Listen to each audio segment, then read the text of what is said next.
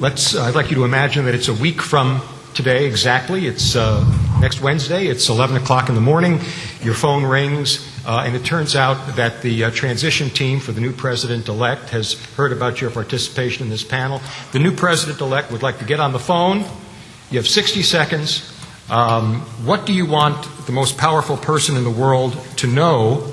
And please restrict your comments to antibiotic use and resistance. Anybody?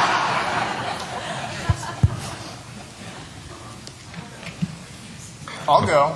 It's fine. Please. So I would say, Mr. or Madam President, antibiotic resistance is a critical threat to not only our country but the world, and it's something that can potentially undermine our healthcare industry, and I think it can also undermine the agricultural industry and other industries as well. And we need to address it, and we need to address it smartly, and we need to do things domestically, but increasingly we also need to look abroad, because it's not just a solution that the U.S. can come up with, but this is a worldwide phenomenon, and we need to make sure that whatever we're doing in the U.S., that other countries are doing their part as well, and that goes for both on the U.S. side and on the agricultural side. Thank you. The rest of you, did you want to comment? Yeah. We'll keep with that theme of Madam President or Mr. President, as the case may be. Healthcare infections, whether they're animal or in people, if you can stop the infection, prevent the infection in the first place, we need to start there. That's something that's in place, but we can do a better job of that. To really engage on the antibiotic-resistant bacteria portion of this, appropriate resourcing and funding is needed to really implement. We've got great plans. We've got a lot of people working.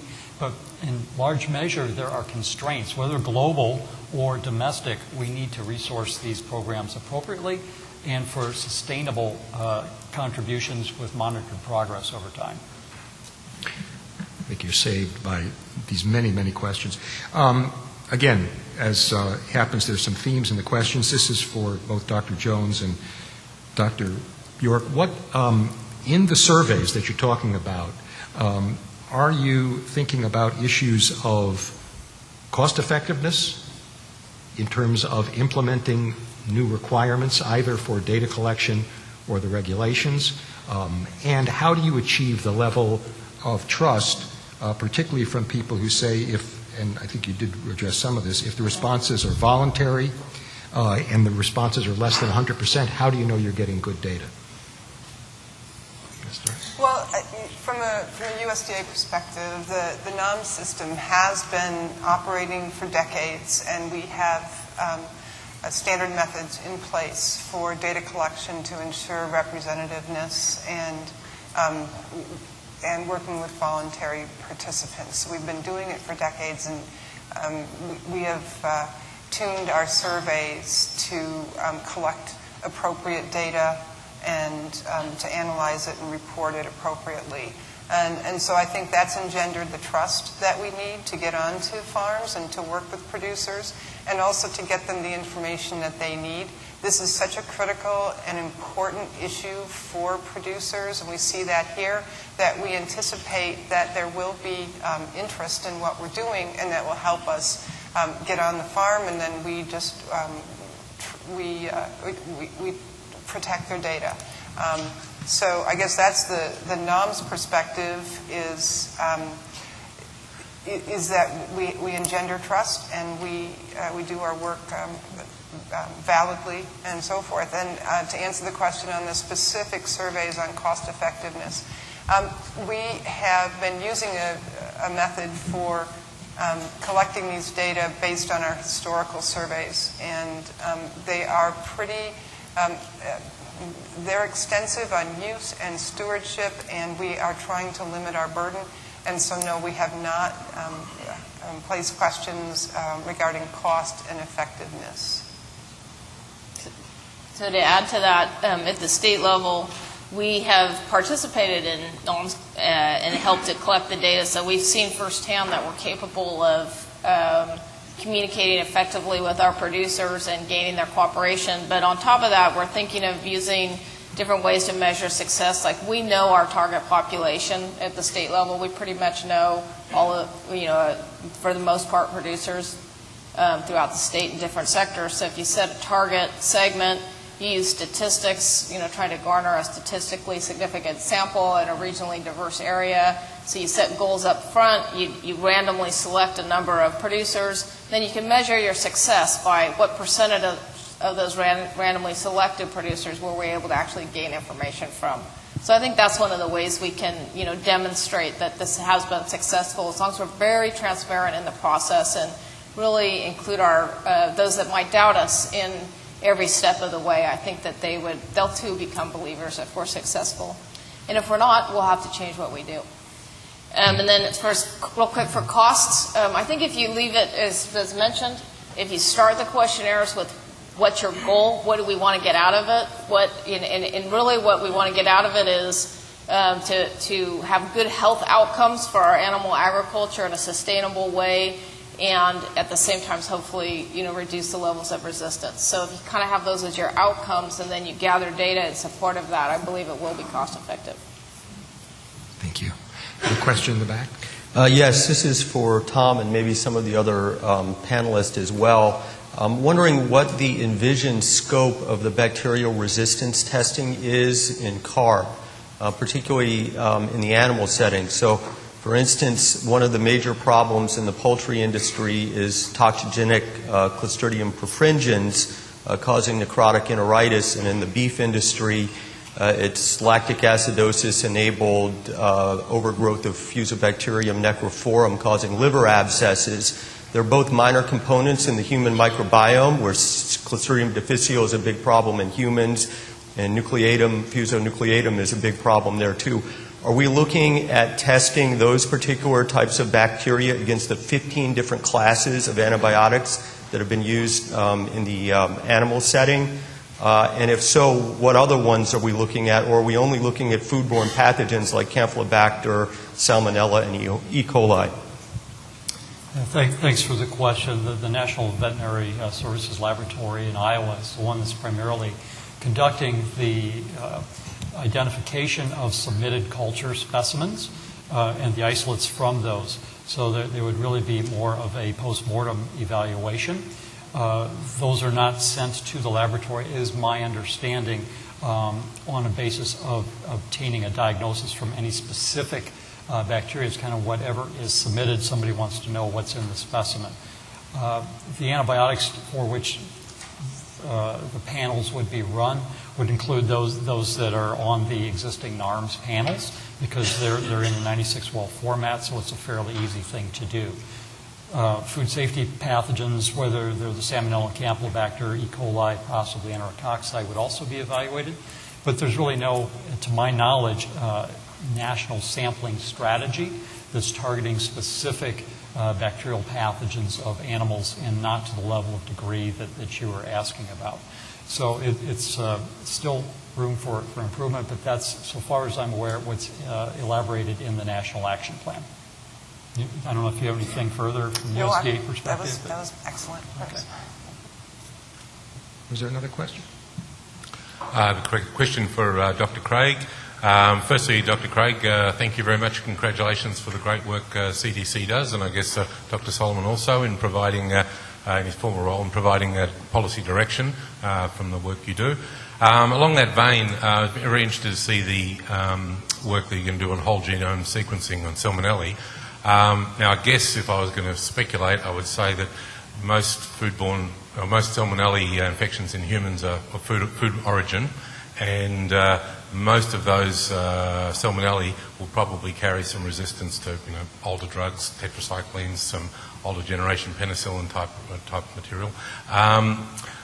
What do you actually hope that that work on Salmonella is going to provide in terms of policy direction and sort of general information to the community, to the health community broadly, other than kind of confirming that Salmonella comes from animals and it's bad news in humans? So, great question, and I think I would probably, give an example of where we've used it to date and how it's been extremely helpful. So, CDC did a pilot using whole genome sequencing to sequence all of the listeria cases in the United States. Listeria is significantly less common than Salmonella, of course.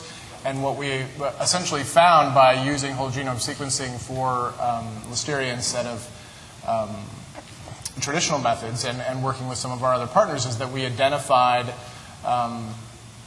outbreaks related to Listeria much faster than we did before.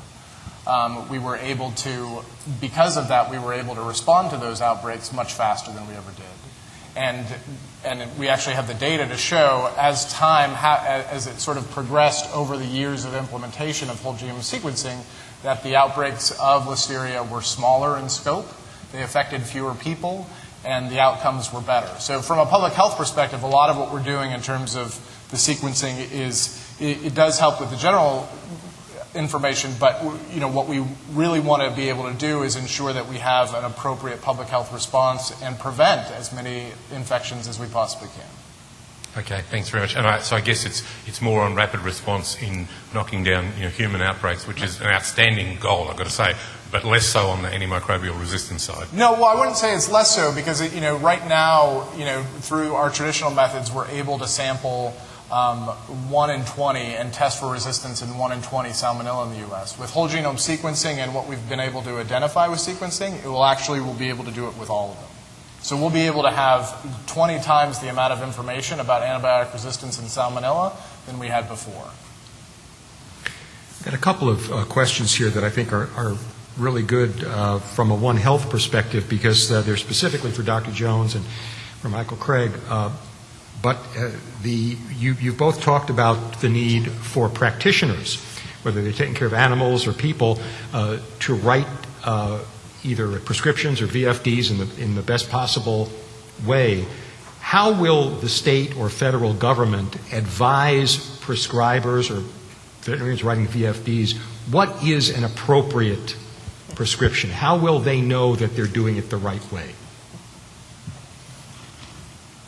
I'll go first this time. So in California, actually that's still under development. When we passed the livestock antibiotic law, which moved in the shadows of the federal government a lot of oversight to veterinarians, at the same time there was a separate law that also went through that required, people might additional continuing education for veterinarians to maintain their license that should help them gain that information.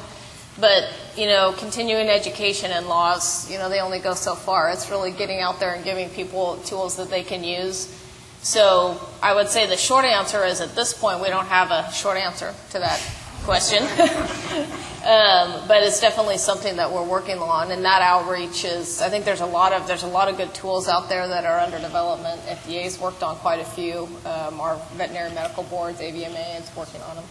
So, and on the human health side, I would say that there's opportunity to do a lot of different things, and I think states are going to probably experiment with some different approaches. I mean, one thing that I think is the science has shown is that audit and feedback for clinicians is very important, and that effective audit and feedback to clinicians about their prescribing vis-a-vis their peers is incredibly compelling to them in terms of evaluating their own performance and changing it. So, we've seen that studies that have shown this, that has been one of the best ways for certain prescriber types to drive down their prescribing. We know that in the UK, Dame Sally Davies sent a letter to all of the high prescribers in the United Kingdom.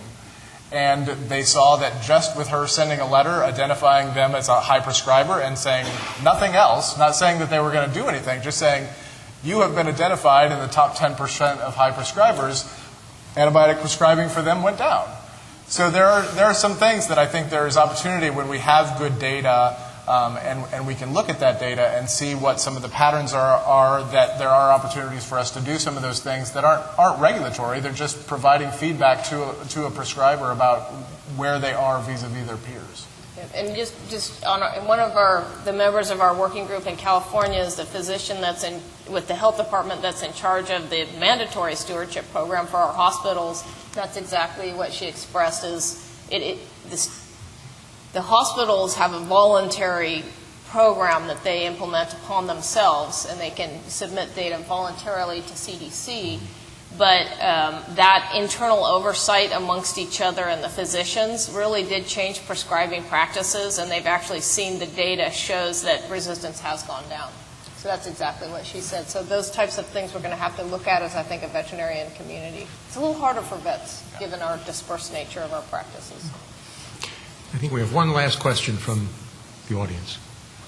Actually, it's not a question, it's a comment. And this is an observation from somebody who is outside of the medical profession, so take it for what it's worth. But having visited with boots on the ground just last week, something that was brought to my attention that I thought was extremely important that we're going to have to give consideration to. Visiting with a caretaker. As we move forward and we move into a bigger and bigger realm of corporate medicine, the first thing we always want to know is customer satisfaction, and was that patient satisfied with their visit and their physician, okay? And when they go in there, and we know the consuming public, look at the data, is always looking for an antibiotic to cure everything and anything they've got. So I'm coming to you today, I've got a hangnail, what antibiotic do you have to help me cure my hangnail, okay? Now we've put that physician in a delicate situation, because when they walk out of there, they did not receive the treatment that they thought they should have received, not that the medical profession identified that they need. And the first thing they do, jump online, say that their visit was unsatisfactory. That professional now gets a lower rating.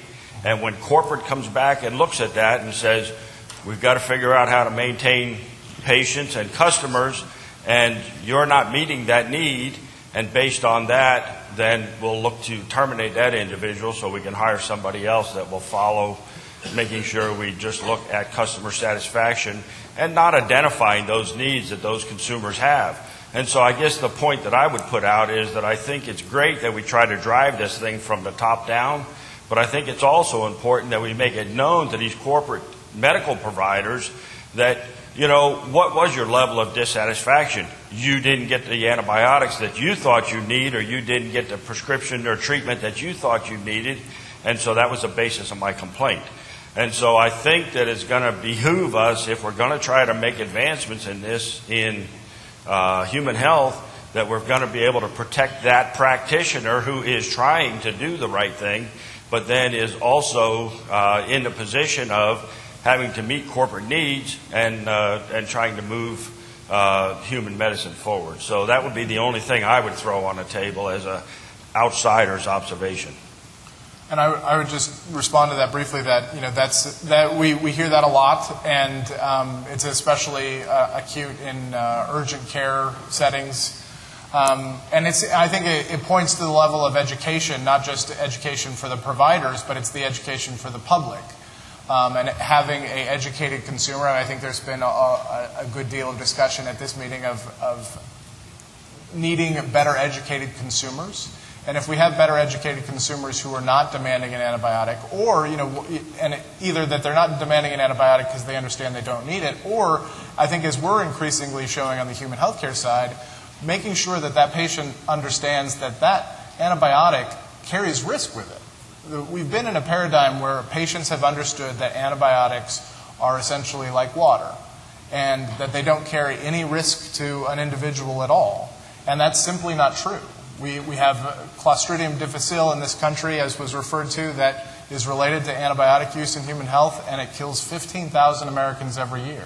So having a better understanding that, you know, antibiotics are miracle drugs that are life-saving, but they also carry risks, which means that we need to use them when they're needed, and we need to use them appropriately. But if they're not needed, we need to not use them at all. This might be one area where the livestock producers could say we might have one up on our physician friends, because we have quality assurance programs already in place, which will hopefully provide a very nice vehicle to make sure that the client has the latest, most recent information. All right, thanks to our panelists. Thank you so much for wonderful